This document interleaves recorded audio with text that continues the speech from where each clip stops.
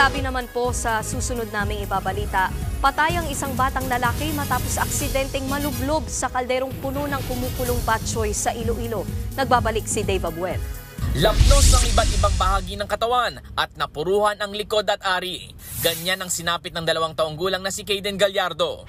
Yan ay matapos siyang mahulog sa kaldero na may kumukulong batchoy sa kanilang bahay sa bayan ng Carles, Iloilo. Agad siyang isinugod sa ospital sa bayan ng Balasan. Inilipat pa ang bata sa isang ospital sa Iloilo City. Pero nitong Martes, tuluyang nasawi ang bata. Base sa investigasyon, nagluluto ng batchoy ang nanay ng biktima para sa burol ng kanilang kaanak. Hindi niya namalayan na sumunod si Kayden. Ilang saglit pa'y aksidente nang nahulog ang bata sa malaking kaldero. Okay na yung sabaw, yung kaldero, ibinaba niya at nilapag niya doon sa lupa.